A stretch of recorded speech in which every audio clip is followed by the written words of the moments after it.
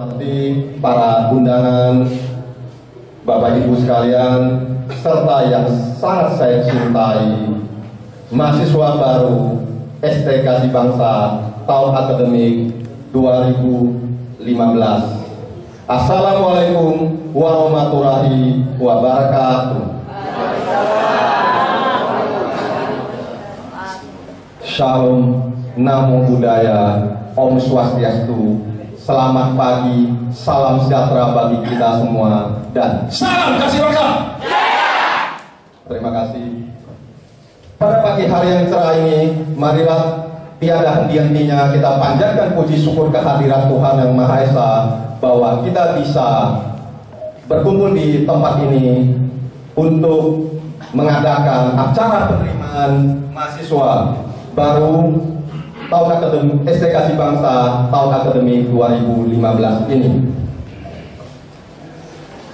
Dan saya ingin menyampaikan terima kasih kepada para orang tua mahasiswa baru yang mempercayakan anak-anak tercintanya untuk dididik selama 4 tahun di STIE Kasih Bangsa. STKSI Bangsa merupakan kampus beasiswa pertama dan mungkin satu-satunya di Indonesia. Artinya bahwa seluruh mahasiswa yang masuk ke kampus STKSI Bangsa harus memenuhi syarat mahasiswa beasiswa. Tidak ada satupun yang masuk ke STKSI Bangsa tanpa mendapatkan beasiswa dari Yayasan Kasih Sejahtera Indonesia beserta donatur lainnya.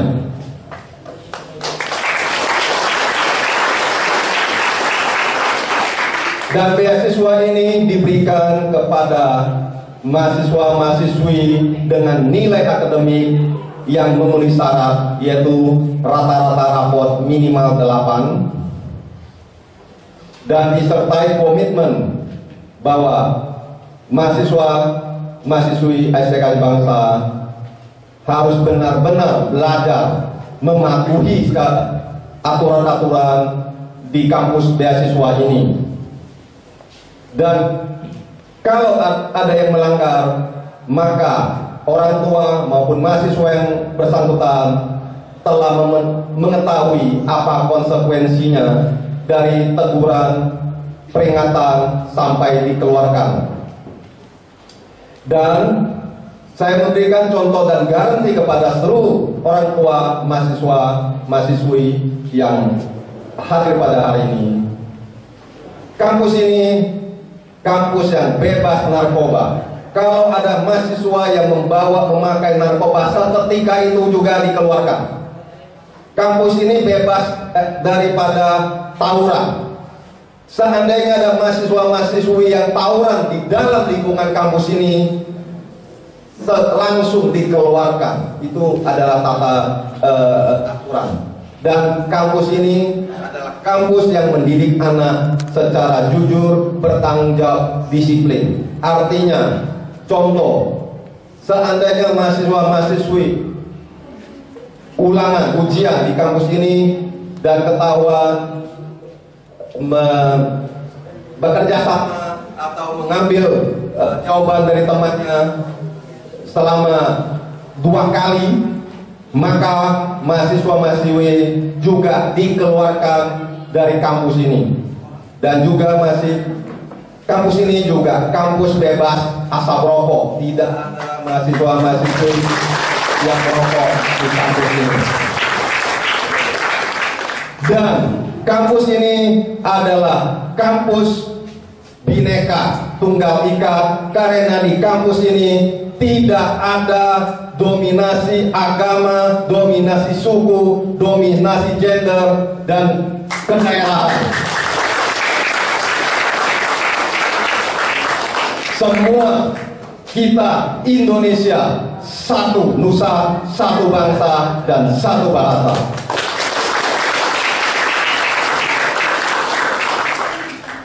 Selanjutnya, kampus beasiswa ini adalah kampus beasiswa dengan donasi yang ikhlas. Artinya setelah mahasiswa-mahasiswi ini lulus dari kampus tercinta ini, tidak perlu berbakti ataupun kompensasi apapun kepada kampus beasiswa ST Kasih Bangsa.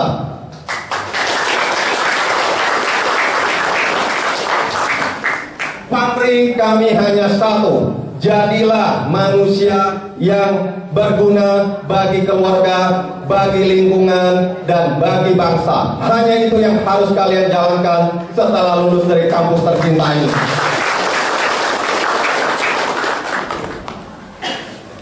Dan visi dari kampus ini adalah mencetak pemimpin visioner bangsa Indonesia, khususnya di bidang ekonomi. Kenapa kita perlu mencetak pemimpin visioner yang berpikir jauh ke depan, yang bertanggung jawab, yang beretika, bermoral, disiplin? Karena negara kita adalah negara yang sangat besar, sangat luas wilayahnya, dan sangat kaya raya. Kalau kita sebagai generasi muda yang intelektualnya baik, kita tentu harus mampu mengelola keluarga kita dengan baik, bebas dari segala macam narkoba, bebas dari segala macam hal yang jelek. Kita harus mampu mengelola lingkungan kita, mengelola bangsa kita menjadi bangsa yang sangat besar, sejajar dengan bangsa-bangsa besar lainnya di dunia. Kita memiliki SDM, memiliki manusia, jumlah manusianya 5 besar di Indonesia. Kita merupakan negara dengan kepulauan terbanyak di dunia. Kita memiliki sumber daya alam yang juga terbaik di dunia. Maka kita pantas menjadi negara yang terbaik, baik ekonomi, baik politik, baik budaya, dan segalanya termasuk olahraga yang terbaik di dunia. Dan itu ada di pundak kalian 10, 20, 30, dan 5 tahun ke depan mulai hari ini. Maka kenapa visi daripada kampus ini adalah menyiapkan pemimpin visioner bangsa Indonesia ke depan.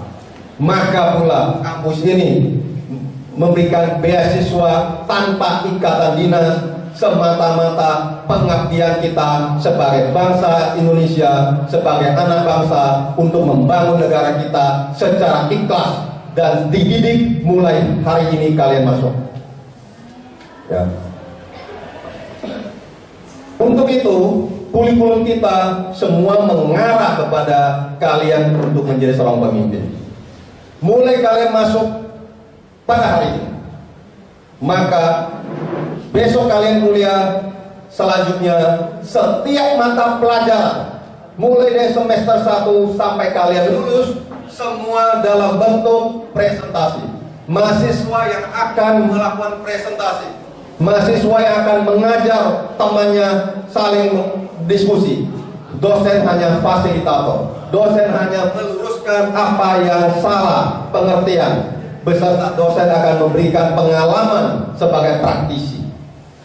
Sehingga kalian jangan mengharap kampus ini kalian hanya mendengar dan mendengar. Tidak, kalian mulai besok akan berbicara, berdiskusi, dan belajar.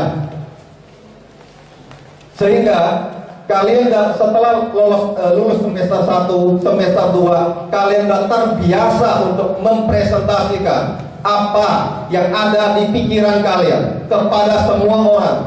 Bukan asal presentasi, tetapi secara sistematis, secara saintifik, dan juga pendengarnya harus dengan mudah mengerti apa yang kalian sampaikan. Itulah salah satu bentuk keberhasilan pemimpin, mampu mengartikulasikan pikiran dan visinya kepada pengikutnya untuk dengan mudah diterjemahkan dengan perilakunya untuk menuju suatu sasaran tujuan, dari organisasi yang paling kecil sampai organisasi paling besar, yaitu nanti kalian mudah-mudahan menjadi pemimpin negara Republik Indonesia.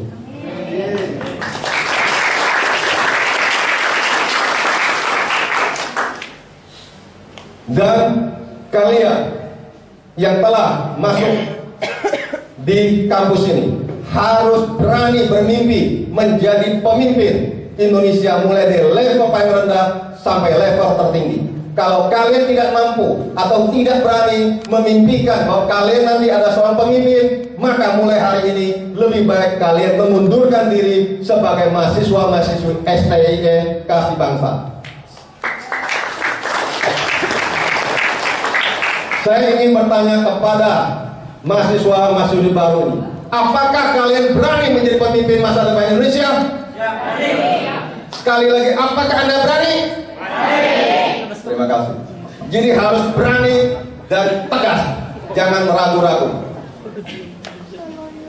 Dan harus kalian ingat bahwa untuk lulus di STIE Kasih Bangsa harus memenuhi berbagai persyaratan.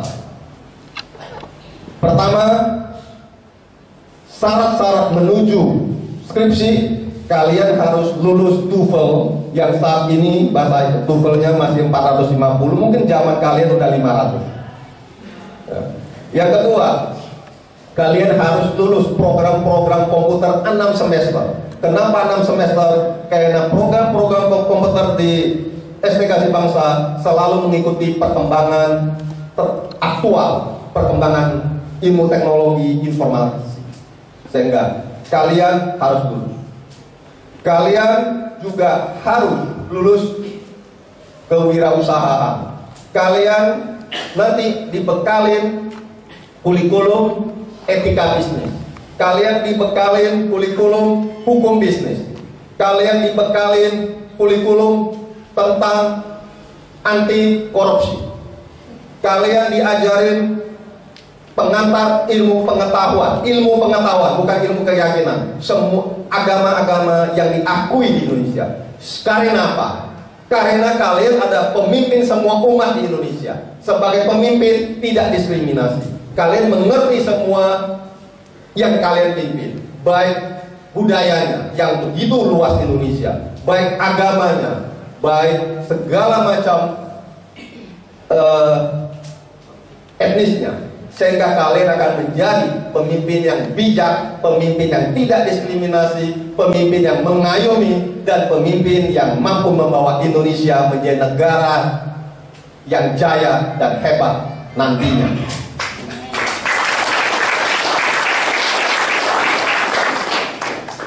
Dan kampus ini hanya kampus untuk orang yang berani menjalani tantangan dengan disiplin, tanggung jawab, dan lain-lainnya.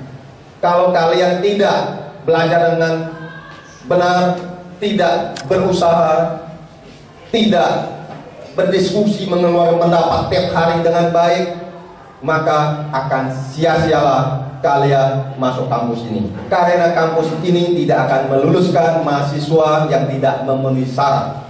Dari awal berdiri kampus ini, dari tahun 2004 menerima mahasiswa baru sampai hari ini, saya selalu mengatakan lebih baik saya meluluskan hanya satu mahasiswa tetapi menjadi lulusan yang mampu merubah lingkungan, merubah keluarga, merubah Indonesia yang bermartabat, daripada saya meluluskan 100 bahkan 1000 mahasiswa lulusannya yang menjadi sampah masyarakat. Ingat, jadi lebih baik bekerja keras untuk lulus dan menjadi bermartabat, dan tidak akan saya luluskan apabila saya tahu kalau diluluskan akan menjadi sampah masyarakat.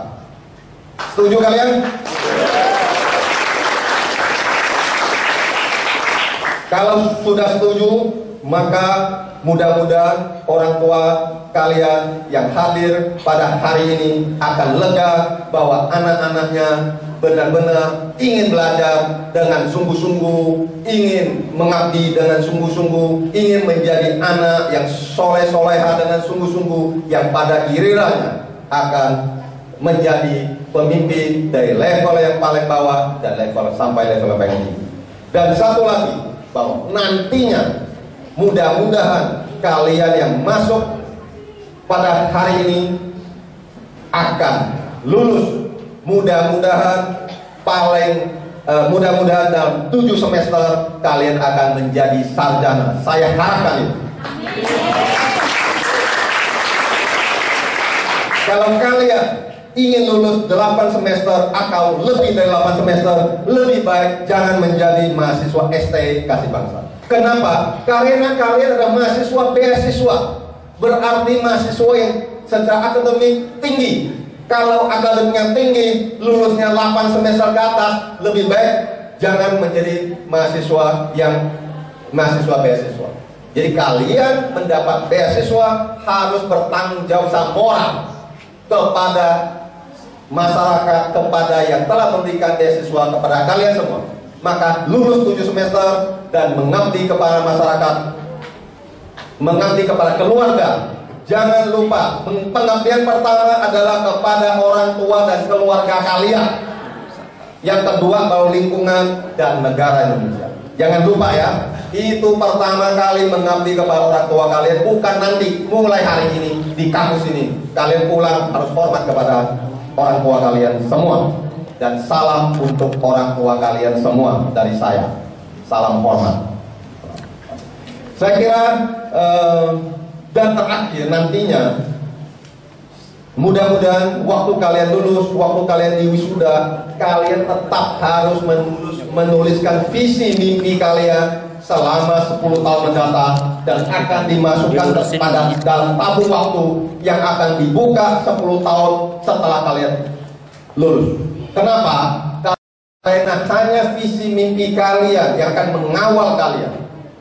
Apa cita-cita kalian, mimpi kalian setelah 10 tahun lulus? Nah, kalau waktu 10 tahun kemudian kalian diundang, ada yang tidak mau hadir, kira-kira apa? Pasti visi mimpinya tidak tercapai. Maka kalian harus mencapainya dengan giat supaya kalian benar-benar tercapai cita-cita dan mimpi kalian.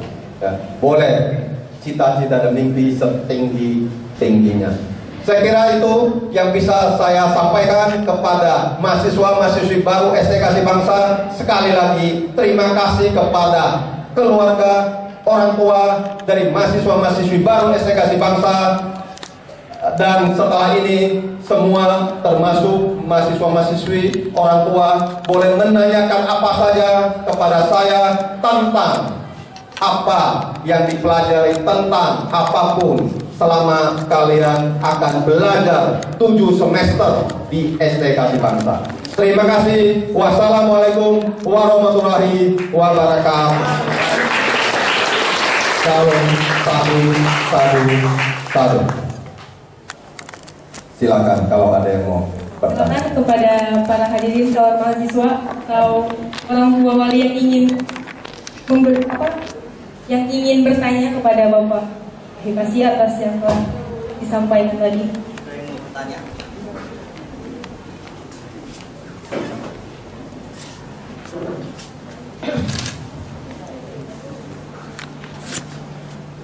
Dan tolong mulai detik ini, mahasiswa-mahasiswi STKC yang harus berani bertanya.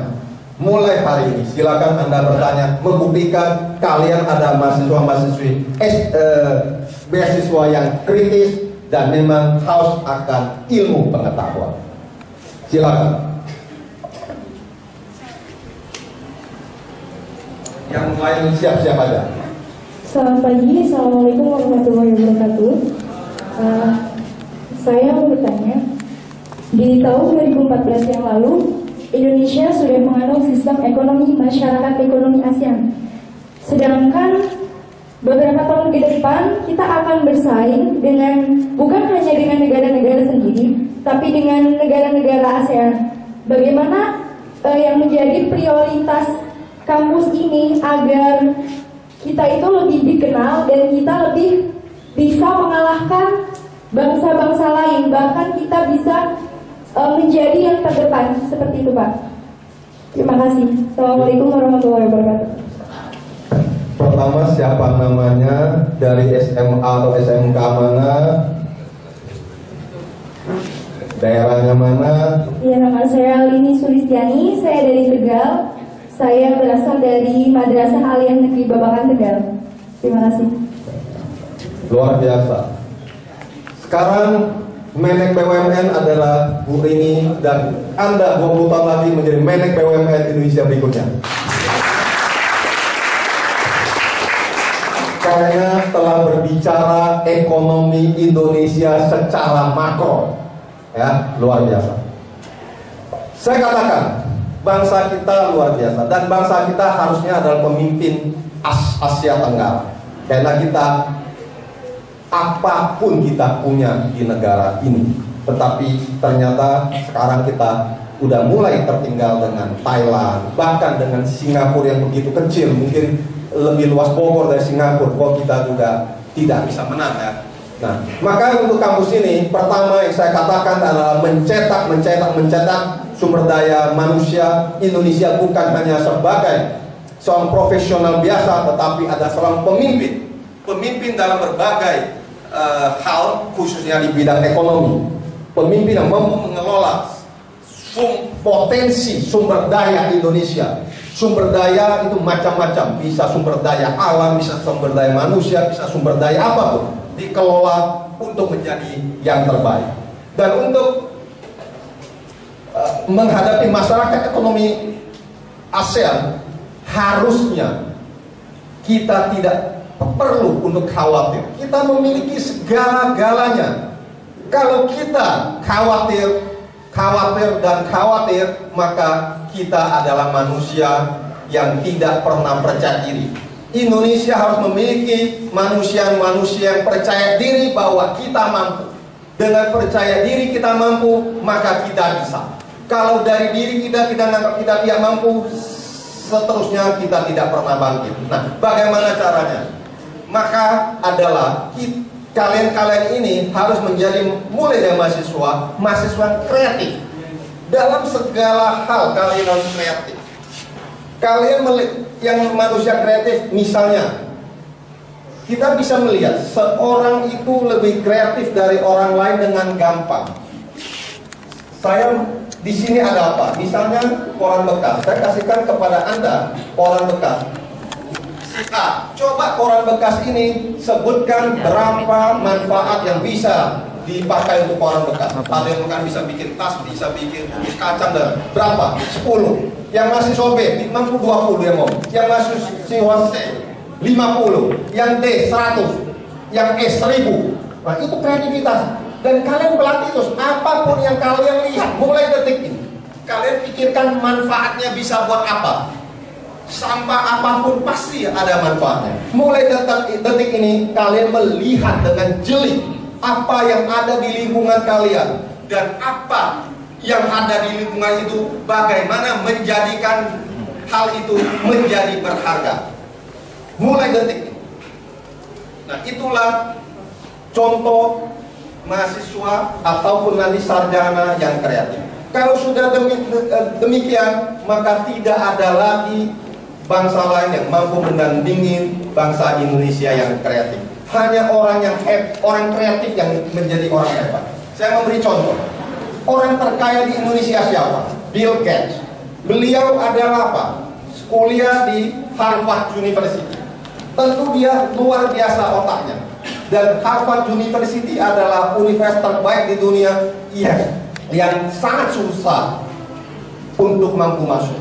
Mungkin orang Indonesia setahun belum tentu satu bisa masuk, belum tentu satu, bahkan belum tentu 10 tahun bisa masuk satu dari kita, belum tentu.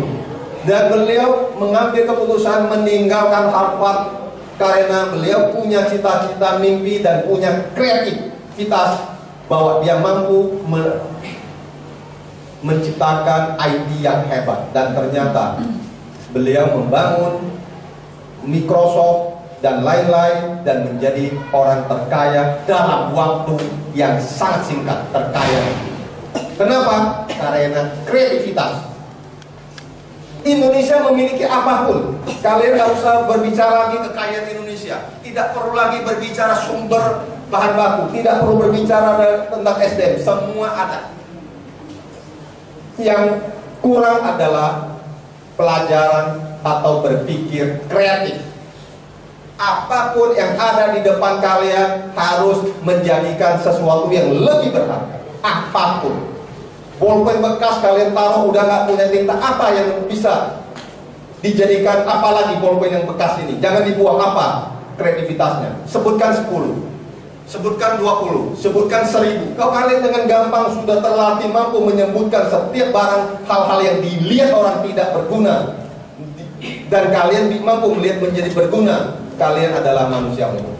Kita contoh di Jakarta, Gojek begitu membumi. Gojek itu 30 tahun, 40 tahun udah ada di Jakarta, tapi kenapa nggak membumi setelah ada satu orang yang menggabungkan IT dengan memanfaatkan IT dalam ojek, menjadi Gojek. Sekarang puluhan ribu orang menjadi pengemudi ojek dan mendapat penghasilan yang jauh lebih hebat.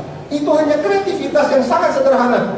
Siapa yang di Jakarta, di seluruh dunia semua ojek ada? Bukan hanya. Dan IT sudah ada di Indonesia 10 tahun terakhir, 20 tahun terakhir sudah ada. Hanya manusia yang kreatif melihat adanya yang sudah ada dan sudah ada digabungkan langsung menjadi hebat. Itulah kreativitas. Jadi orang yang tidak melihat, kalian melihat, hanya itu.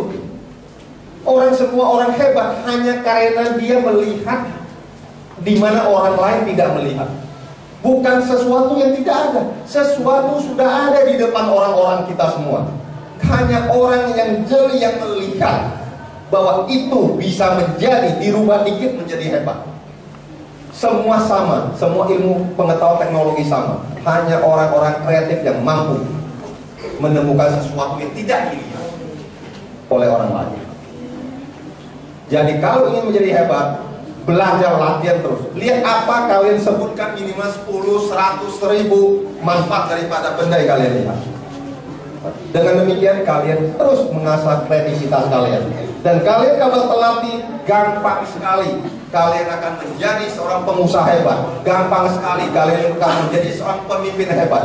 Dan gampang sekali kalian juga bisa lulus di berbagai strata akademik. S1, S2, S3, banyak S-Talent, kalian akan gampang untuk meraihnya. Dengan gampang untuk meraihnya. Saya kira seperti itu. Dan kalian siap menjadi manusia-manusia kreatif? Siap. Siap? Siap. Ya, terima kasih. Silakan kalau ada yang lain. Pertanyaan selanjutnya.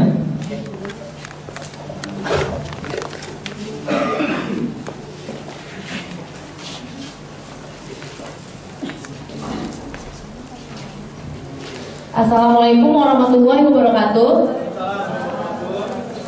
Nama saya Sarah Rosa Damayanti dari SMA Negeri 3 Bekasi. Saya ingin bertanya, jika tadi yang banyak ditanyakan adalah tentang ekonomi makro, bagaimana tentang perkembangan ekonomi mikro di Indonesia sendiri? Karena sekarang ini sebetulnya yang menjadi suatu bangsa Indonesia besar ini, jika kita bisa menggenjot perekonomian mikro di negara kita. Tapi yang ingin saya tanyakan, guru saya pernah berkata bahwa mental orang Indonesia itu adalah mental pekerja, bukan mental orang yang bisa membuka lapangan pekerjaan. Nah, di sini saya mau tanya, bagaimana menurut Bapak agar kita selalu termotivasi bahwa kita bukan mental pekerja, tapi kita bisa menciptakan lapangan pekerjaan. Walaupun tadi Bapak udah bilang tentang kreativitas itu sendiri, tapi saya ingin tanya bagaimana supaya kita punya satu tujuan yang tetap bahwa kita bukan mental pekerja, orang Indonesia bukan mental pekerja, tapi bisa menciptakan lapangan pekerjaan, bisa menumbuhkan ekonomi makro yang ada di Indonesia ini sendiri. Karena akhir-akhir ini yang selalu digembar-gemborkan kan ekonomi makro, tapi ekonomi mikro kita sendiri itu tertinggal dari negara-negara sekitar. Jadi menurut Bapak, bagaimana caranya agar kita bisa meminimalisir pikiran kita bahwa orang Indonesia bukan orang yang bermental pekerja, tapi bisa menciptakan lapangan pekerjaan. Terima kasih. Assalamualaikum warahmatullahi wabarakatuh. Waalaikumsalam. Pertanyaan super sekali. Yang pertama ekonomi makro, satu ekonomi mikro. Bapak Ibu sekalian, dan kita memberikan harapan, mempunyai harapan yang besar terhadap mahasiswa-mahasiswi baru STKC Bangsa. Kita mudah-mudahan mereka akan menjadi ekonom baik yang makro dan mikro 20 tahun mendatang. Untuk berbicara ekonomi mikro, kita bisa melihat kita sekali kita makin melihat, makin mendalami, makin sedih kita. Karena apa? Ternyata industri-industri kita, produk-produk kita tidak mampu bersaing dengan produk-produk dari negara lain. Bahkan kita melihat tekstil, sepatu, mainan, dan bahkan makanan, minuman, semua yang seharusnya mampu kita buat dengan kompetitif, kita kalah bersaing dengan negara lain, khususnya dari Tiongkok. Kita harus impor jauh ke sini, harganya aja masih lebih murah. Ada apa? Maka sekali lagi kita harus bagaimana memanfaatkan komponen lokal yang memang berlimpah ruah di Indonesia. Jangan sampai kita punya produk budaya yang luar biasa seperti batik, dan jangan sampai kita impor baju batik yang lebih murah daripada di Tiongkok ke Indonesia. Itu poin yang tajam, mata kreatif. Ingat, kalian harus punya mata yang kreatif, harus punya telinga yang kreatif, harus punya pikiran yang kreatif. Ini bukan istilah baru, tapi ini istilah di ekonomi kreatif di STKC Bangsa. Mata yang kreatif, penciuman yang kreatif, telinga yang kreatif, dan kalian adalah orang kreatif. Sehingga kita tidak perlu takut bersaing. Industri mikro kita tidak akan kalah bersaing kalau pemiliknya, kalau pekerjanya, kalau pengurusnya, manajemennya adalah terdiri manusia-manusia yang memiliki mata kreatif, hidung penciuman yang kreatif, pendengaran kreatif, diolah di otak menjadi produk kreatif yang unggul di mana-mana. Jadi kita tidak perlu takut dengan negara lain selama kita memiliki pikiran, penciuman mata, panca indera yang kreatif. Saya kira itu yang paling penting, karena Indonesia memiliki segalanya. Ya, terima kasih. Masih ada yang lain? Mungkin dari orang tua Walia yang ingin bertanya.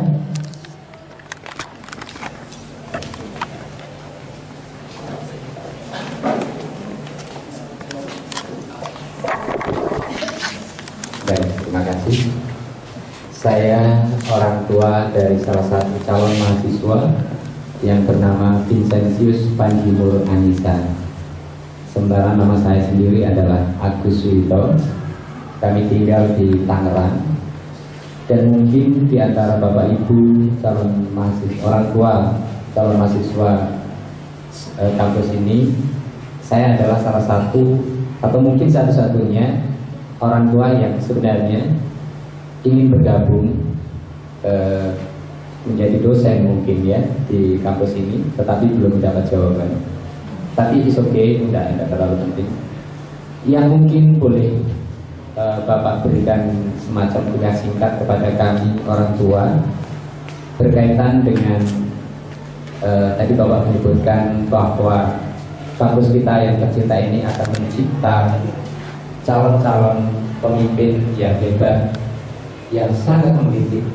Saat ini adalah pemimpin yang anti korupsi, yang mempunyai mental luar biasa.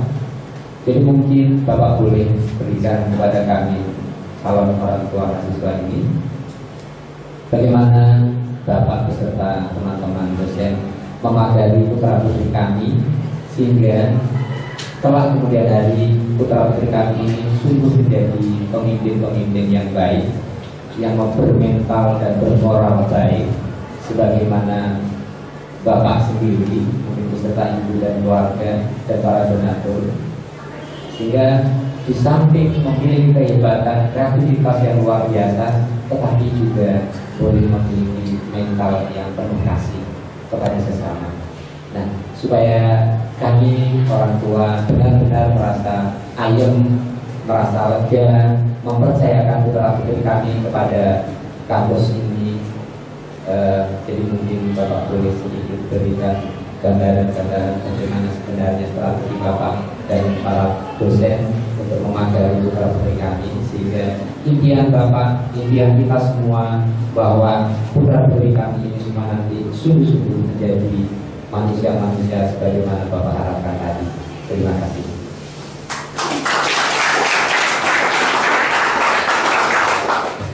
Terima kasih kepada Pak Agus, orang tua dari mahasiswi baru STK Bangsa yang salah satu anaknya ada di sini. Seperti yang saya katakan bahwa pertama kita memagari mahasiswa-mahasiswi STK Bangsa agar mereka menjadi anak yang baik. Pertama, pagar pertama adalah peraturan kampus yang tegas, peraturan kampus yang memberikan sanksi juga secara tegas dan mendidik.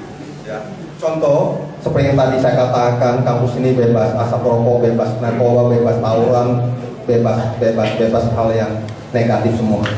Dan kalau mahasiswa-mahasiswa melakukan hal ini, mohon maaf saya katakan kepada orang tua, mulai hari ini maka akan saya keluarkan supaya itu tidak menjalar kepada mahasiswa lainnya. Jadi itu salah satu pagar, mulai dari pagar peraturan. Pagar yang kedua, tentu bukan sekedar peraturan. Kita menginginkan sarjana kita sarjana anti korupsi, maka kita memberikan pelajaran anti korupsi dengan berbagai studi kasusnya.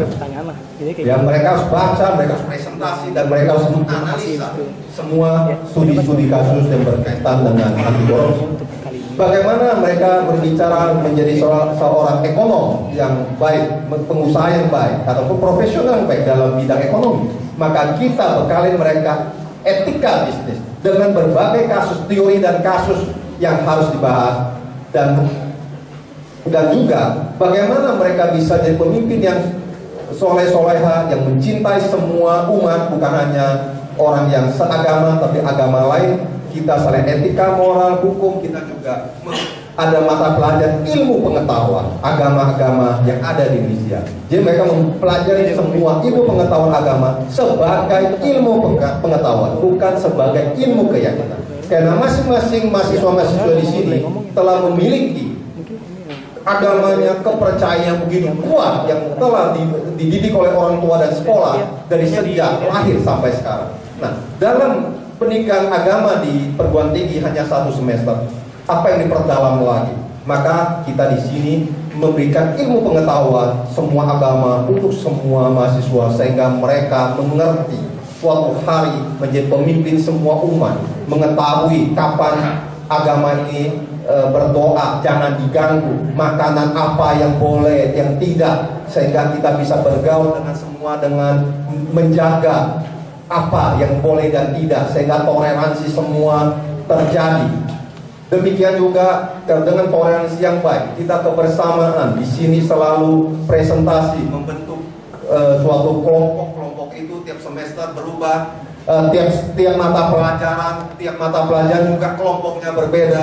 Disinilah semua mahasiswa saling bergaul, saling membuat kelompok yang tiap mata pelajaran berbeda kelompoknya, mereka berdiskusi, sama-sama membuat presentasi, sama-sama belajar sampai mereka lulus kelak dengan terus menerus berputar kelompoknya, bukan hanya satu kelompok dari semester 1 sampai semester terakhir. Mereka terus membawa satu dan lainnya. Mereka terus bergandengan tangan. Mereka terus saling bantu-membantu dikala temannya ada yang susah, baik dari pelajarannya, baik kesehatannya dan segala-galanya. Sehingga kita harapkan dengan gandengan tangan semua mahasiswa, baik di dalam kampus, baik di luar kampus dalam bentuk berbagai kegiatan sosial, bahkan di mahasiswa sini kita memberikan tabloid yang dibiayain oleh kampus. Mahasiswa bisa menulis, bisa menjadi wartawan, bisa menjadi penulis dalam tabloid yang diedar secara gratis kepada SMA SMK dimanapun, khususnya di Jakarta. Itu semua saluran dibuka dalam kerangka membuat mahasiswa benar-benar bergaul, mencintai sesama, dan ingin memberikan sesuatu pemikiran apapun kepada sesama, mulai dari mereka masuk STK Bangsa.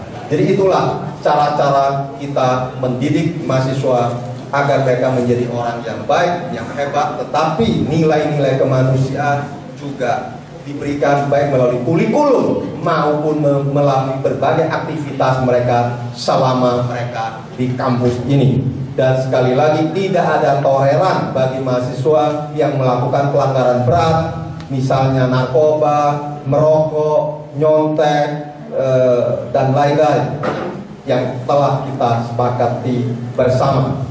Nah, kalau di luar kampus memang kita tidak bisa di luar kampus, maka kita minta kepada orang tua dari mahasiswa untuk bahu-membahu kita mendidik anak-anak didik kita menjadi manusia yang baik kelak, khusus untuk orang tua, keluarga, lingkungan, dan bangsa. Saya kira itu, Pak. Terima kasih. Mungkin ada pertanyaan lagi yang akan menjadi pertanyaan terakhir dari Maba mungkin.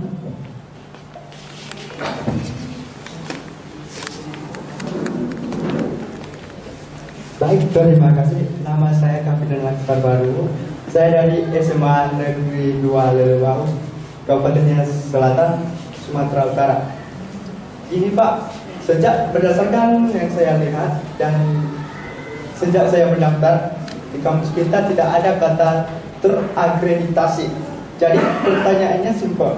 Bagaimanakah cara kita menjadi kampus yang terakreditasi tinggi supaya bisa menjadi kampus yang unggul dan berprestasi di mata bangsa dan negara. Itu aja, Pak. Baik, luar biasa dari Nia Selatan ya. Wah, udah mempertanyakan keabsahan dan akreditasi kampus ini. Jadi sudah lengkap Bapak Ibu sekalian. Ada yang berbicara ekonomi makro, ada yang berbicara ekonomi mikro, dan ada yang menanyakan tentang akreditasi sebagai penutup luar biasa. Dan saya ingin memberitahukan kepada mahasiswa-mahasiswa baru dan juga kepada orang tua bahwa kita belakangan ini kita melihat koran begitu banyak kampus dan akreditasi hebat. Ternyata abal-abal. Ternyata mengeluarkan ijazah yang ilegal. Ternyata mahasiswanya tidak kuliah, bisa lulus dengan waktu yang cepat. Dan ini baru fenomena puncak gunung es yang tertangkap itu sudah sekian banyak, ini baru sedikit dibandingkan mungkin yang masih ada di bawah gunung es itu. Bayangkan akreditasi kampus kita. Saya memberikan sedikit sejarah kampus. Karena sejarah kampus ini itulah yang menyebabkan akreditasi kita. Pertama menerima mahasiswa baru pada angkatan pertama. Pikiran saya waktu itu begitu sederhana. Saya ingin menolong orang. Artinya supaya orang-orang yang bisa ditolong beasiswa ini menjadi orang yang hebat. Saya masuk, siapapun boleh masuk, tanpa kriteria apapun. Silakan masuk tanpa ikatan dinas beasiswa sampai tamat. Langsung saya umumkan hanya 1 bulan. Apa yang terjadi? Dalam 1 bulan langsung hampir 200 mahasiswa-mahasiswi kuliah di kampus ini. Karena saya menerapkan sistem yang ketat, tidak akan meluluskan sesuai janji saya. Lebih baik luluskan cuma 1 daripada 1000. Apa yang terjadi? Hanya 10 orang dari 200 orang yang saya luluskan. Sisanya berhenti, sisanya pindah dari kampus lain dan mendapatkan IP, indeks prestasi di atas 3 semua. Kita di sini di bawah 2, di bawah 1. Dan saya keluarkan, saya tidak akan luluskan. Itu. Dan terus menerus saya perbaiki kualitasnya sehingga dari yang hanya lulus 5% yang saya luluskan menjadi 20%, menjadi 30%, menjadi 50%, menjadi 75%, dan saya harapkan angkatan kalian menjadi 100%.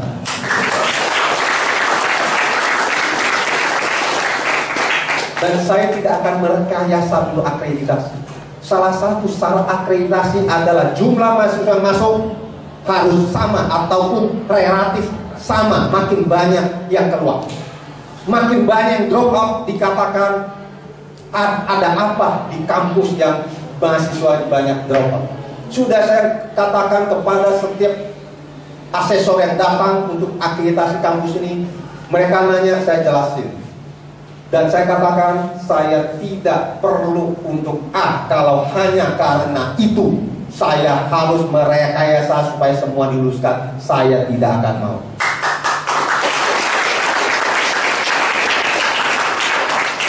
Akhirnya kampus kita sampai hari ini akreditasinya C. Dan saya bangga, mahasiswa kita semester 5 100% diambil oleh perusahaan-perusahaan yang bukan perusahaan saya. Semua kita bisa bandingkan mahasiswa yang dari kampus yang akreditasi A, bisa dilihat semester 5 mahasiswa mereka, jangankan semester 5, sudah lulus pun susah mencari pekerjaan. Dan kalian, pekerjaan yang akan mencari kalian.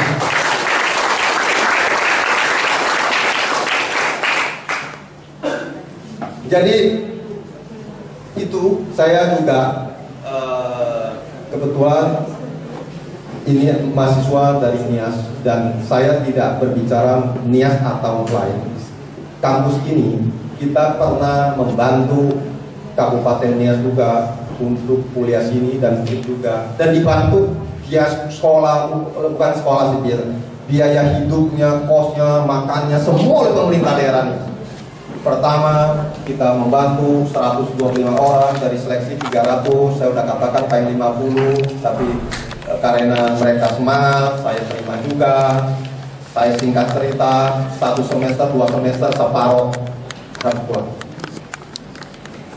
Dan sampai sekarang mungkin tinggal 25%. Silakan pindah, saya pindahkan ke kampus lain yang memang dengan senang menerima pindahan dari kita.